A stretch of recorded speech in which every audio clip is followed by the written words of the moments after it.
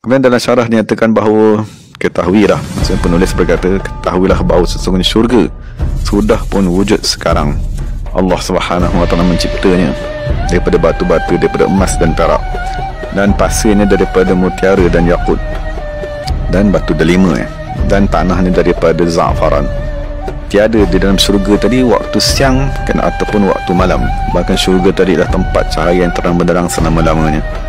Jadi ahli syurga tadi tidak mengetahui siang dan malam kan di dunia tadi, melainkan apabila Allah Ta'ala tadi menutupkan tirai di syurga tadi.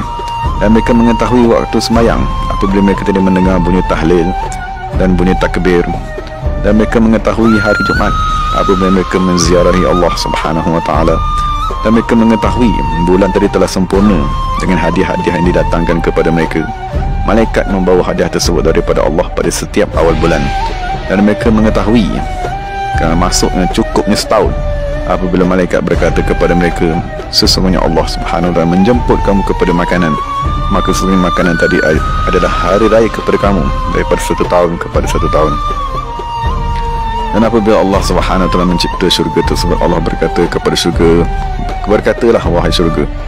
Maka syurga berkata, qad aflahal mu'minun, sesungguhnya telah berjayalah orang beriman. Maka Allah Subhanahu wa Ta'ala berkata, amat beruntunglah sesiapa yang kamu menjadi tempat tinggalnya. Kemudian diriwayatkan bahawa sesungguhnya ada seorang lelaki, dan diriwayatkan bahawa sesungguhnya seorang lelaki, maksudnya ahli syurga tadi, diberikan dengan kekuatan 100 orang lelaki yang seperti mana kita fahami di dunia ni, daripada segi kemampuan untuk makan, minum, jima' dan syahwat.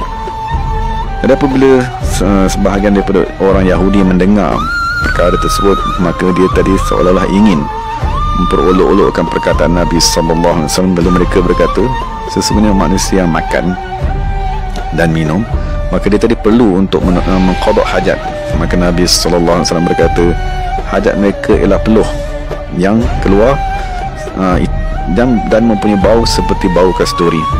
Kerana sesungguhnya dalam syurga tadi tiada kekotoran najis di dalamnya, sehingga kan ahli syurga tadi tidak tidak berhingus kan, dan tidak meludah kan, dan tidak meludah. Dan nyatakan bahawa sesungguhnya satu orang lelaki dari kalangan ahli syurga tadi akan berpeluk, maksudnya berseronok dengan seorang bidadari selama 70 tahun, dan dia tidak berasa jemu dengan bidadari tersebut, dan bidadari itu juga tidak berjemu, sentiasa bersama-sama dengannya. Dan setiap kali dia datang kepada bidadari tersebut, dia akan mendapati bidadari tadi masih lagi dara, dan dia tidak akan bersetubuh dengan bidadari tersebut dengan kekuatan 70 orang lelaki. Dan tiada berlaku antara kedua dunia aimani, tidak daripada lelaki dan tidak daripada perempuan. Dan diriwayatkan bahawa sesungguhnya serendah-rendah ahli syurga ialah orang yang diberikan seluas dunia dan sekali ganda lagi daripada dunia yang ada sekarang. Dan setengah riwayat mengatakan bahawa diberikan 10 kali ganda bersama-sama dengan syurga yang ada sekarang. Dan setengah mereka berkata, dan pada setiap kerajaannya tadi terdapat 1000 bidadari yang Allah kurniakan kepadanya. Dan diriwayatkan bahawa sesungguhnya dalam syurga tadi terdapat bilik-bilik daripada pelbagai bentuk mutiara yang dapat dilihat luarnya daripada dalamnya, dan dapat dilihat dalamnya daripada luarnya. Dan di dalamnya ada nikmat-nikmat dan kelazatan, kegembiraan yang tak pernah dilihat oleh mata, tak pernah didengari, dan tidak pernah terlintas di atas hati manusia. Maka ditanya, wahai Rasulullah SAW, bilik-bilik ini akan dikurniakan kepada siapakah wahai Rasulullah? Maka Nabi SAW berkata, liman afsyas salam, kepada orang yang selalu menyebarkan ucapan Assalamualaikum, dan orang yang selalu memberi manusia makan, dan orang yang kekal berpuasa, dan orang yang menunaikan sembahyang pada waktu malam tak kala manusia sedang tidur. Maka ditanya, wahai Rasulullah, siapakah yang mampu untuk melaksanakan perkara tersebut? Maka Nabi SAW berkata, umatku mampu untuk melakukan perkara tersebut. Siapa yang bertemu dengan saudaranya, lalu dia memberi salam ataupun dia menjawab salam, maka sesungguhnya dia tadi telah menyebarkan salam, menyebarkan kesejahteraan kepada manusia. Siapa yang memberi makan kepada keluarganya dan ahli keluarganya, dan sehingga mereka tadi kenyang, maka sesungguhnya dia telah memberi manusia makan. Jadi maksudnya bukan jadi memberi makan kepada ahli keluarga tadi sendiri ialah satu ibadat. Dan siapa yang berpuasa pada bulan Ramadan 30 hari, kemudian dia berpuasa pada setiap bulan sebanyak 3 hari saja, maka sesungguhnya dia telah seolah-olah berkekalan berpuasa sepanjang tahun. Dan siapa yang menunaikan solat isyak dan kemudian menunaikan solat subuh di dalam jemaah, maka seolah-olah dia tadi telah semayang pada keseluruhan malam ni dalam keadaan manusia tadi sedang tidur. Jadi maksudkan manusia yang tidur tadi ialah Yahudi, Nasrani dan Majusi. Imam Qurtubi radhiyallahu anhu berkata, siapa yang mentaati Allah dan melawan hawa nafsunya, maka syurga ialah tempat tinggal yang kekal. Siapa yang berterusan menderhakai Allah dan mengikut hawa nafsunya dan syaitan, nescaya neraka tempat yang lebih utama baginya.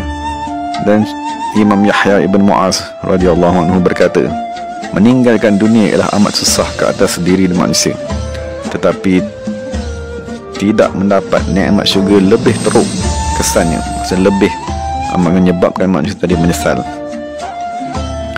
Kemudian Syekh Yahya bin Mu'az berkata, meninggalkan dunia ialah mas kahwin untuk seseorang tadi dikurniakan dengan akhirat. Dan seseorang yang bertungkus lumus mencari dunia, ia akan ditimpa dengan kehinaan pada dirinya. Dan pada seseorang tadi menuntut akhirat, akan dikurniakan dengan keagungan pada dirinya. Alangkah hairannya terhadap orang yang memilih kehinaan dalam mencari sesuatu yang akan binasa, maksudnya dunia, dan dia tadi meninggalkan keagungan pada mencari sesuatu yang kekal abadi.